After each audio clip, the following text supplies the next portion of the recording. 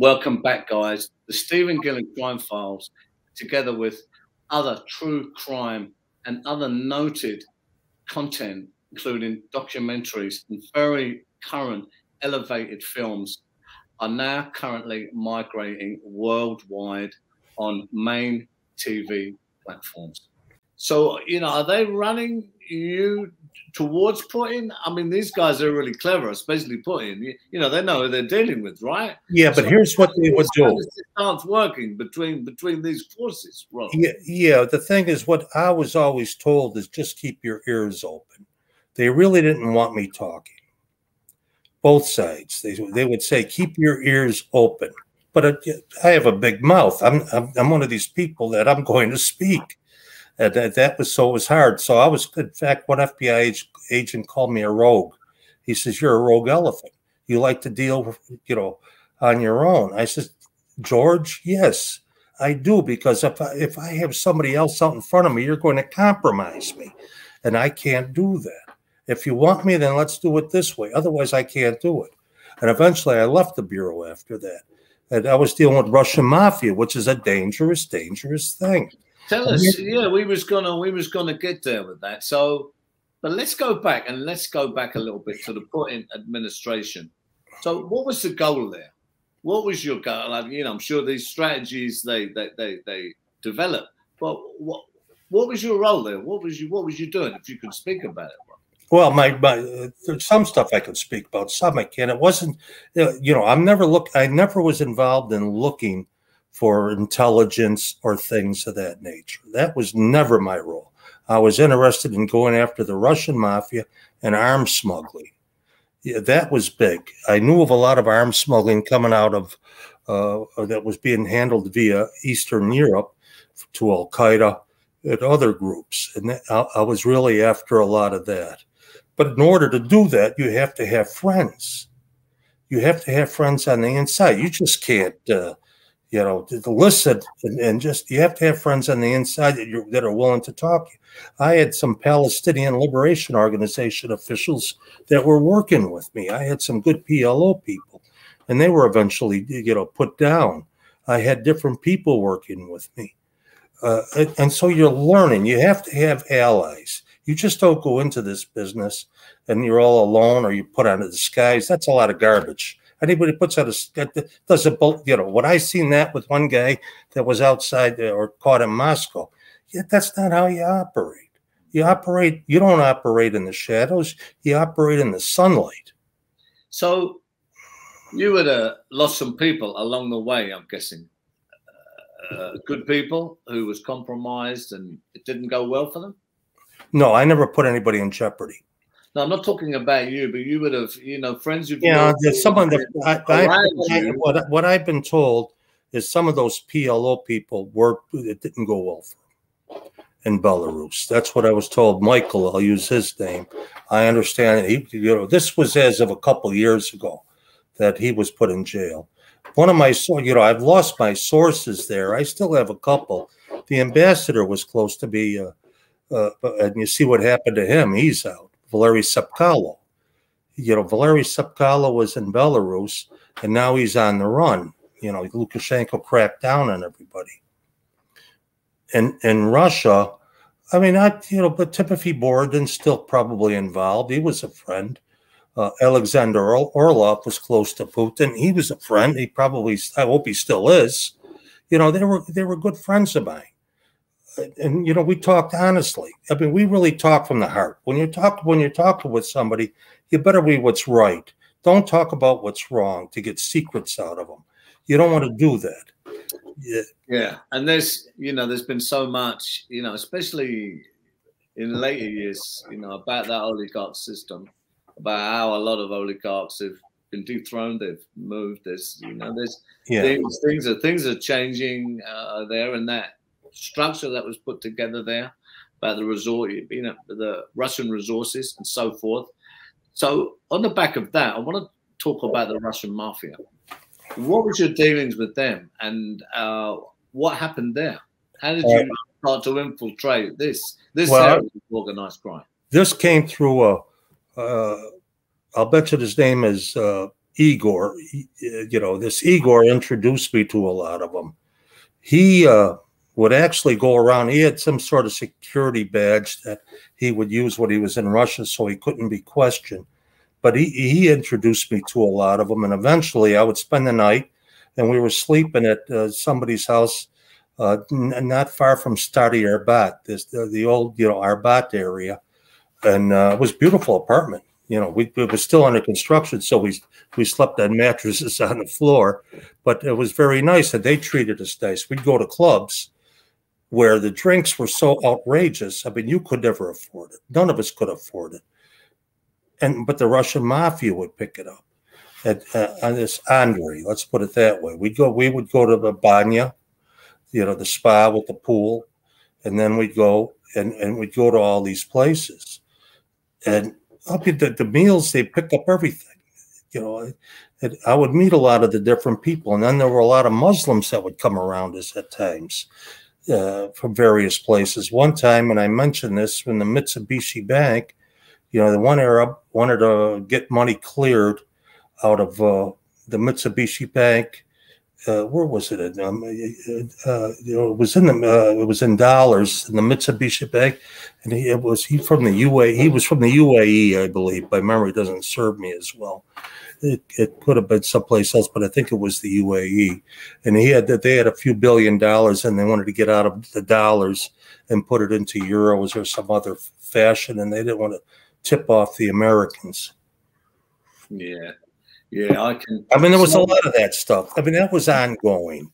That was ongoing. There was so much that was ongoing with the Russian mafia. So I'm making money. When we went out to Siberia, was over the Kamchatka, the king crab, and how they had control of that. And the shipments would go. They would leave port from Kamchatka and go and be bought offshore in America or Canada, places like that.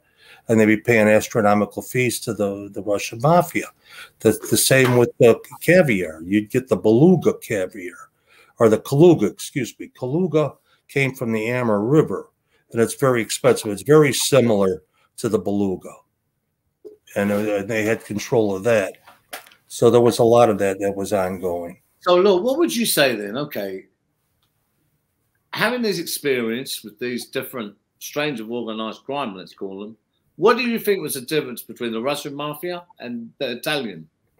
I think the Russian mafia is much smarter. They're much more intelligent. They're more resourceful. They don't need it today.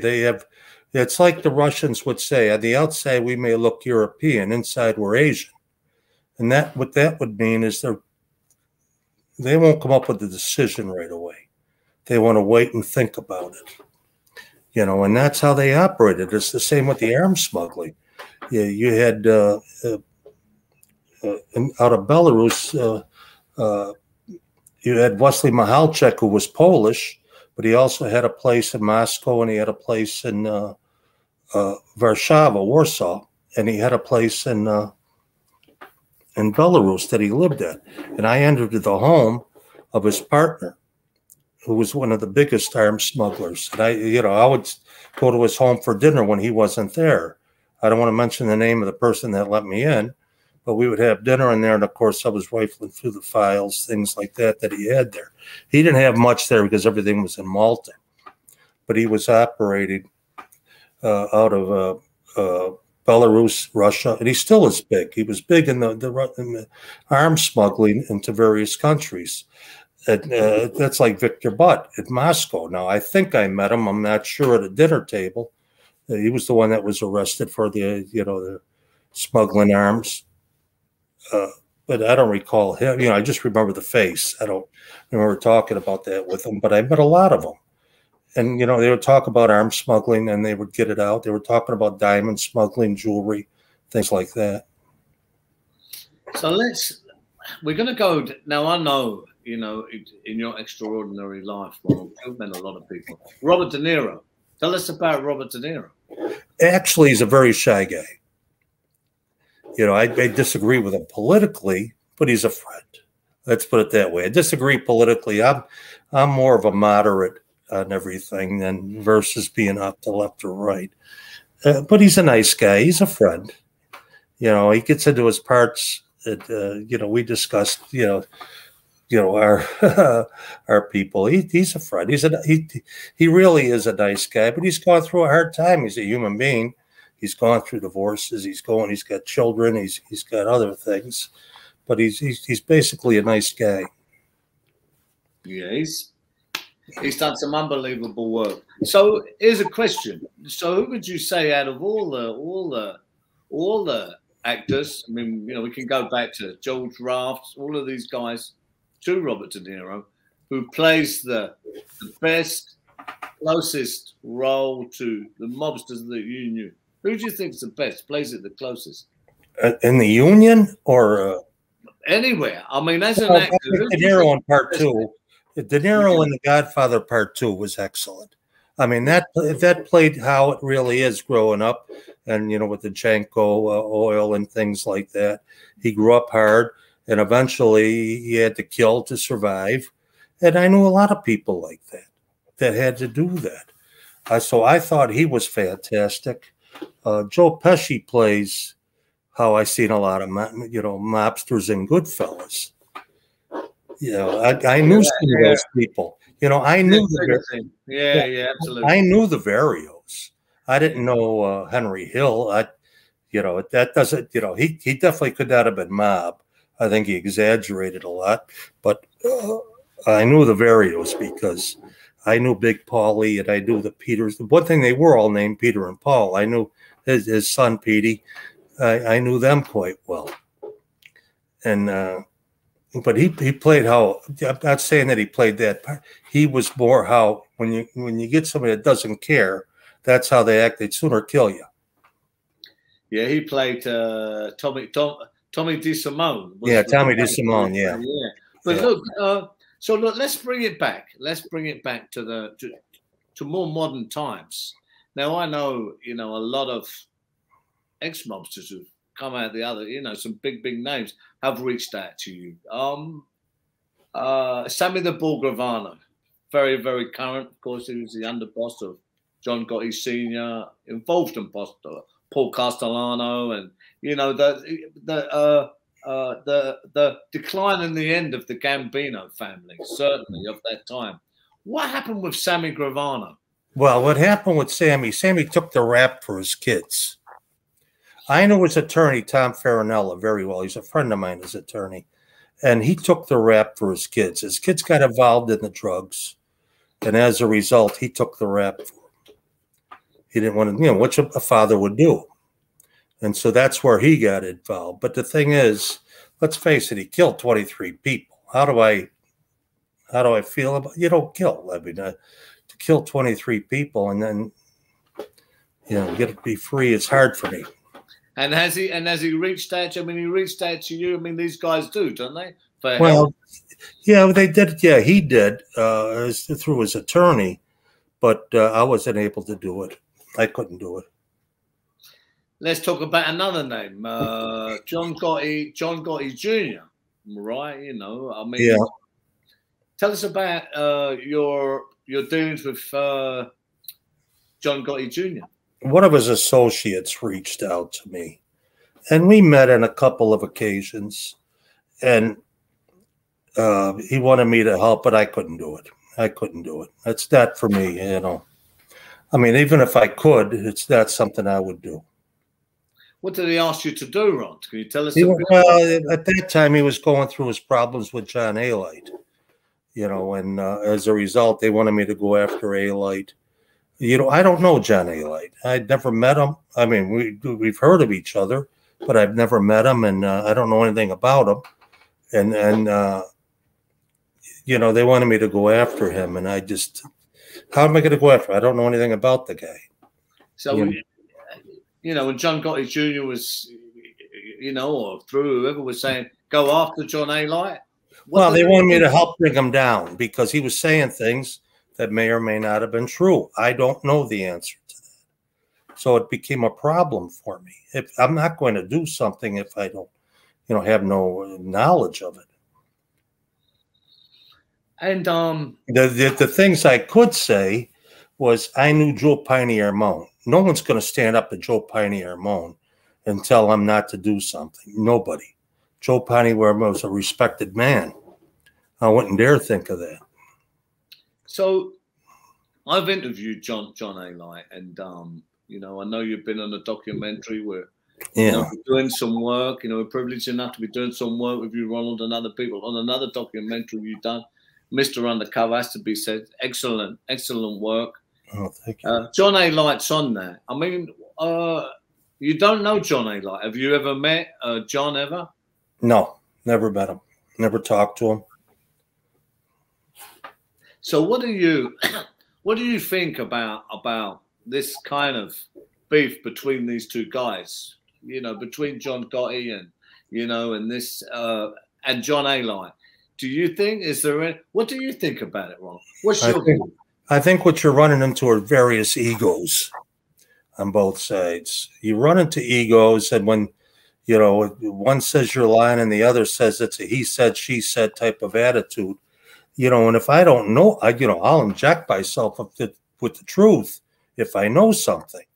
But if I don't know it, how am I going to respond either way? I can't do that. How do I do that? I never did that, you know. In other words, I'll be fabricated, and I don't want to start something like that. And to guys, you know, I mean, I know in your unbelievable journey, you know, you're 70 now, Ron. Yeah, I'm 75 years old. I'm an old timer, but I'm still working as a private detective. Congratulations, by the way. It's been a long journey, and you're still here, really. Yeah, not really, you know. Congratulations. So look, in your present day, you're still going. You know, you're still there. Do people still reach out to you, Ronald, for help? Yeah. What kind of people are we talking about? You're law enforcement. I still do pro bono work for the FBI. Pro bono means for free for the FBI, and I do some for other police agencies. In fact, I just did just a couple weeks ago, I ended up pulling a child molester off the streets. We had children with him.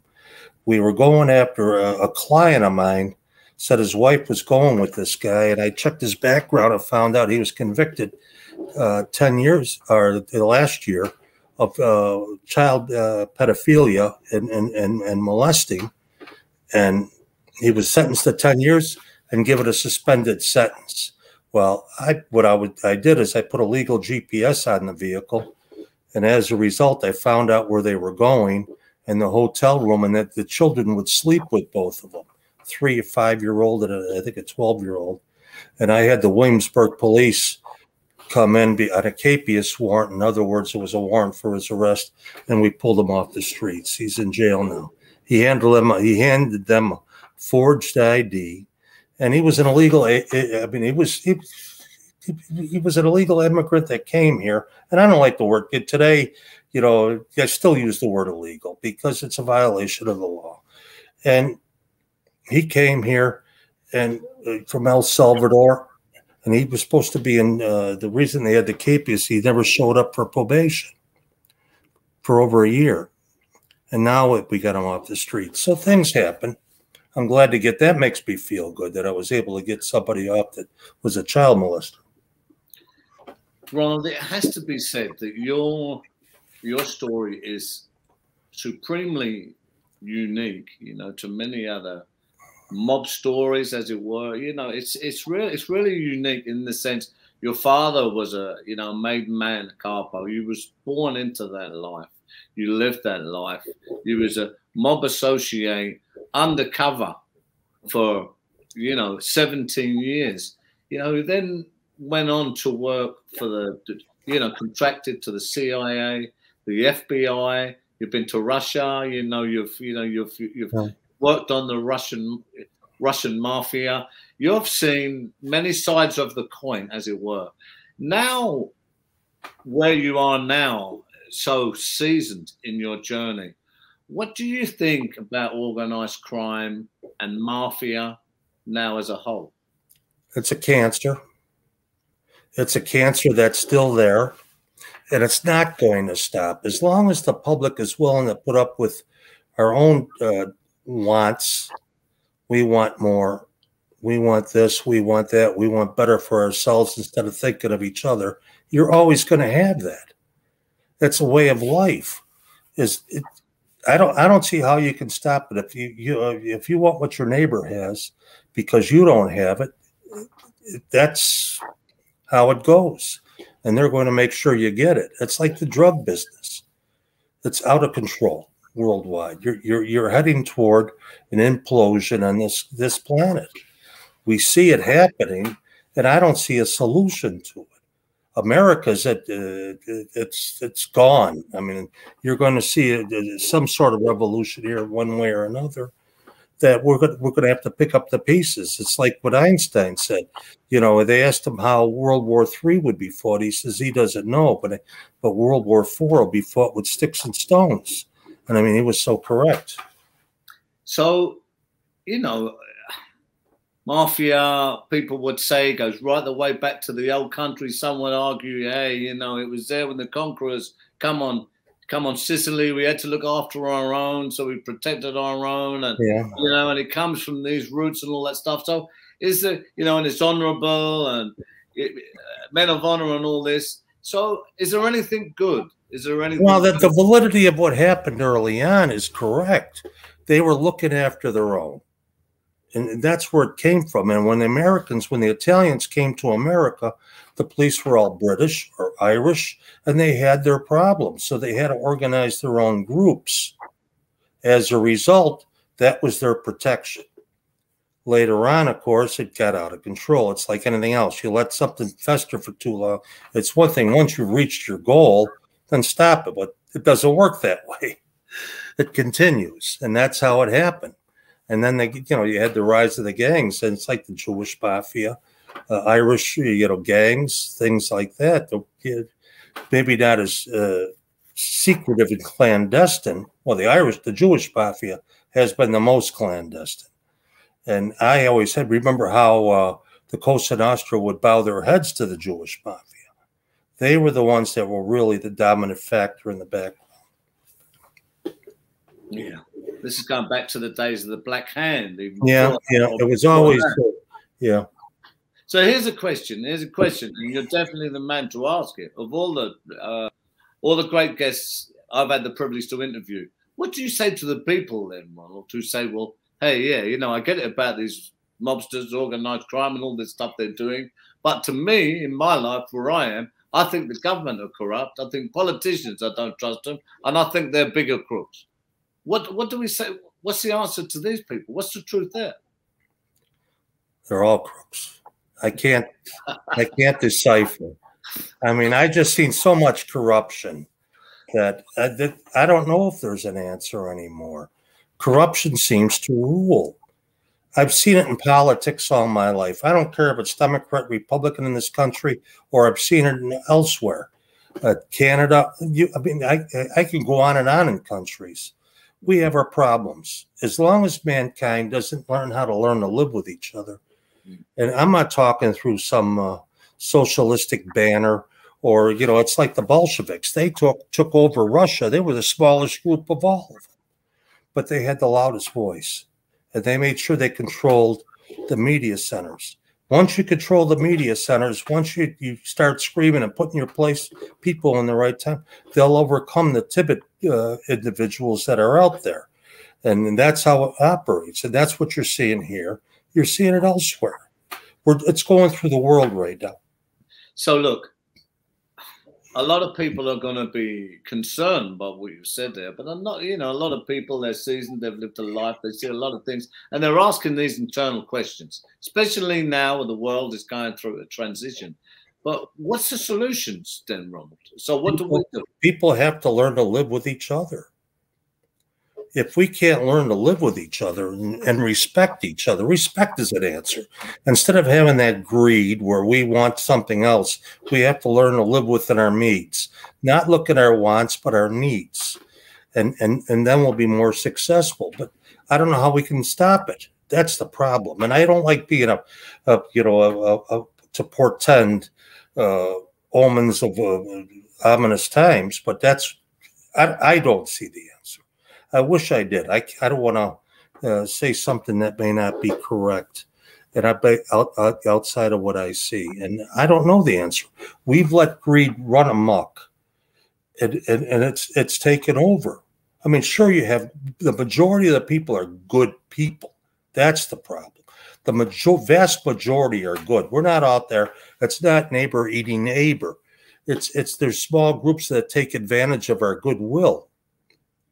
And that's the problem. Unless we stand up to these groups or politicians, I don't care what party they come from or that. I'm not interested in that. But people, you have to elect people that care about people and get rid of them if they don't. You have to have representatives for yourself.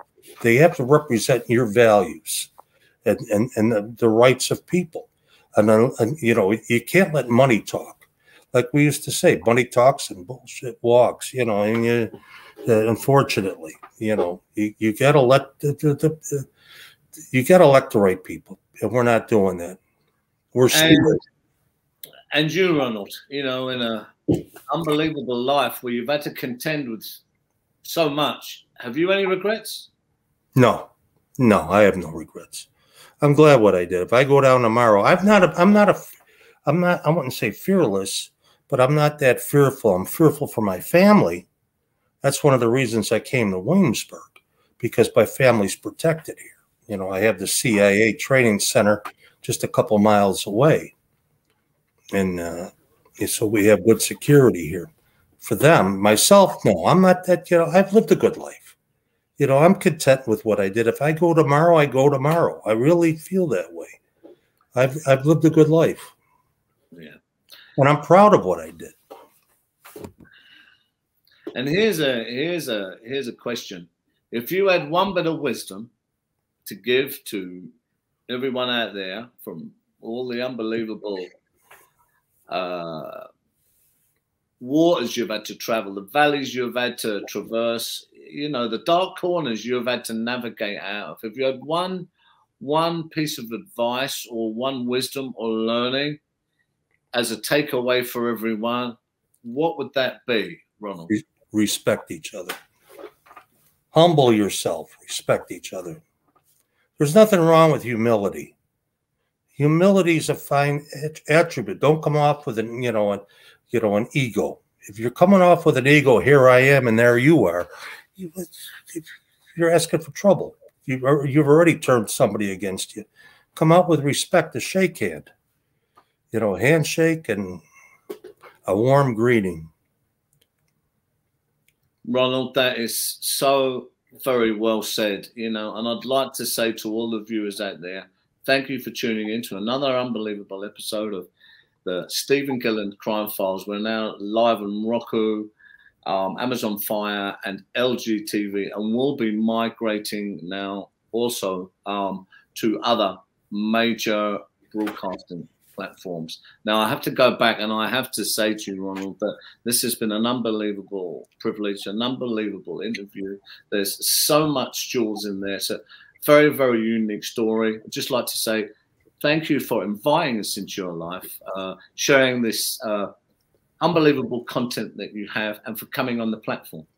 Thank you, Stephen. I'm glad to be here. Thanks.